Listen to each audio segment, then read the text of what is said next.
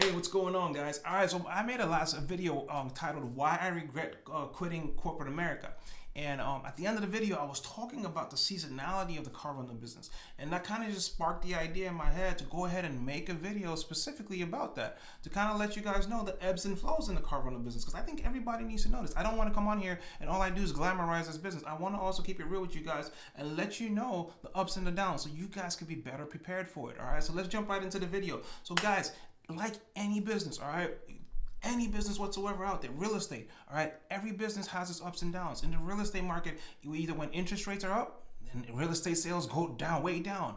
All right, there's always seasonality. When there's a recession in the country, maybe consumer spending is at its lowest point. Unemployment is high. All right, maybe there's the job losses are high. There are massive layoffs in the economy. That will always affect the real estate market. Maybe if prices of homes are way too high and people can't afford it. All right, their incomes aren't high enough to meet to afford these houses, demand for real estate is going to drop. There's several factors in the real estate industry that affect the market. Realtors understand that, all right? Real estate investors also understand that, and so they find a way to work around that, okay?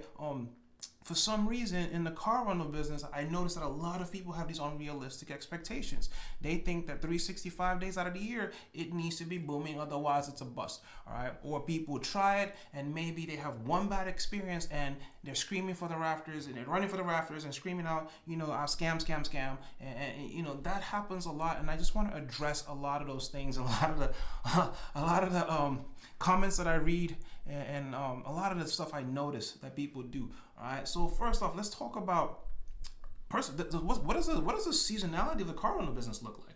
All right. For me, I'm in Dallas, Texas, and we typically have good weather, decent weather from about March till November. All right. So from that period of time, that's when the car rental business tends to do really good. All right. It starts to ramp up from March, slowly just keeps ramping up. It hits a peak. It starts peaking around prom time, and then it goes for several months, and then it starts to taper down as we get into November, and it starts to get slower. The nights get longer, days get shorter, and then it slows down in December and January. And so now, what do you do as a car rental owner, a car rental company owner, knowing the seasonality, knowing that you have that, so to speak, bell curve of with your business? What do? You anticipate that, and then you plan. All right, and don't let it take you by surprise every single year. All right. So what do? So we tend to maybe start to maximize every single deal, every lead that comes in. You want to maximize that lead.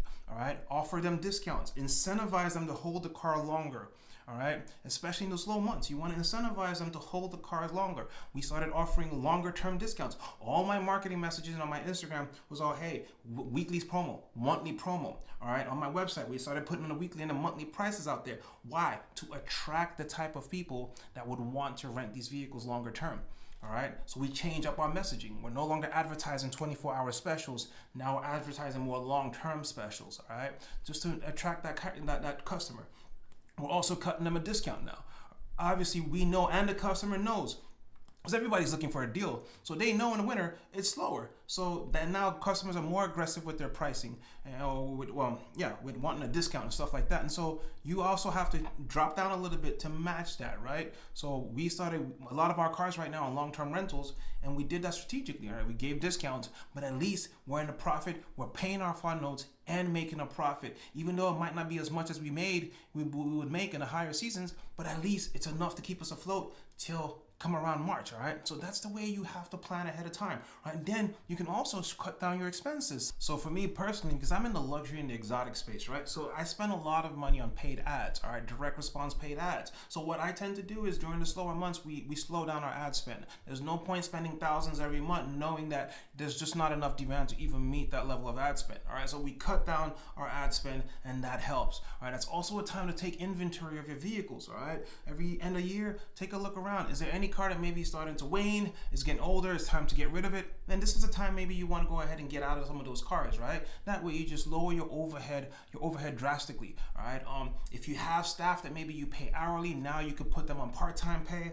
That way you also, or have them come in as needed. All right, so just switch over to an as needed basis until the busy busy season starts back up, and then you guys can get to cranking over again. All right, so that's kind of like just some things that maybe you guys could do just to help, buffer, have a buffer, and that way you're not bleeding money in the slow periods. Now, once again, I still have to stress, this is for my market. All right, I am luxury, high luxury, and exotic. All right, a lot of the viewers of this channel do economy cars. All right, now depending on who your avatar is with your economy car business, this might not apply to you. All right, now if you're going after gig economy workers and stuff like that, they're busy 12 months out of the year. There is no slow season for them. All right, unless the entire economy is shut down, there's snow everywhere, no cars can move. But even then, they still have your car, so your car is parked in their garage and they're still paying you. All right, that's not your problem. All right, so if you're doing the gig economy play, then you're fine. All right, you should be busy 12 months out of the year. No excuse. All right, if you're not, that's because you're just lazy. You're not marketing your cars. That's on you. All right, so if you have an economy car and you're not making any money, that's on you. You just don't want to market, and you expect to be spoon-fed business. All right, and then that's why your business is suffering. But anyone out there has an economy car and they're actually actively marketing that vehicle, your car should be gone long term. All right. Matter of fact, in this channel, I give you guys enough sauce to be able to do that. All right. Go look for my videos on marketing, and that should be enough for you guys to go find out what you need to do and get your cars rented out. All right. Now, some people maybe have luxury cars. Now, obviously, luxury cars will have some seasonality to them. As when it slows down, it might not work out. All right, as well. So that's when you also need to apply the same principles that I mentioned earlier. So you buffer yourself for those periods of time, right? But there's several other industries that might. Perfect example, if you're doing Sprinter van rentals during the slower seasons, maybe, I don't know. I'm not in that niche, but I'm sure you guys have a different curve. Obviously, during the summertime, there's more concerts outside and things like that. I'm sure you guys are way busier. All right, so people in those industries too, they know they have to adjust for the seasons. Guys, this is nothing new. I have a turf equipment business. All right, guess what? From November, it's dead. Completely dead. You will go from making 20K in profit every month to literally zero. All right, there's nothing you can do about it because nobody's mowing their lawns. All right, from November till almost the next March of the year. All right, because of the seasonality, and so we plan for that. All right, we save up enough money in anticipation of that. And then we kind of reduce our inventory. That way we have zero overhead, and then we wait till the next season. All right, that's just the way it is, guys. All right, so I just kind of wanted to create this video just to kind of encourage you guys. A lot of you guys, for some reason, have that bad mentality and expect this to be 12 months for you. No, all right, no. Understand the seasons of the business wherever you're at, whatever the weather is in your area. Maybe some of you guys live in a tourist area. Know the seasons. Know when tourism is at its peak, and know when it starts to slow down, and then know what you need to do to buffer those periods. All right, so I just wanted to encourage you guys. The car rental business is a great business to be in. The reason why I love it, just like I mentioned in the last video, is because it's not subject to different plays. All right, it's not subject to the latest play, like these Amazon FBA stores or Airbnb, some of these other business models out there that are, like Amazon, it's a certain play. You got to do it this way, and it could burn out. Or if crypto is this particular, there's always these plays. It's not built on plays. All right, it's not built on tactics. Car rentals is built on demand and supply. All right, basic economic fundamentals, and that's why I like it. All right, you can't hack your way around it. None of that stuff. All right, the people that try to come into this game just for a quick dollar, it always has a way of weeding them out. All right, and that's why I love this business, because those people that come in here and they start trapping out their cars, they're greedy for a dollar, toss risk mitigation out the window. This business always has a way of tossing them, spitting them out, chewing them up and spitting them out, and that's why a lot of them go out of business. All right, a lot of them go out of business. But those that come in here and understand that it's a marathon, not a sprint.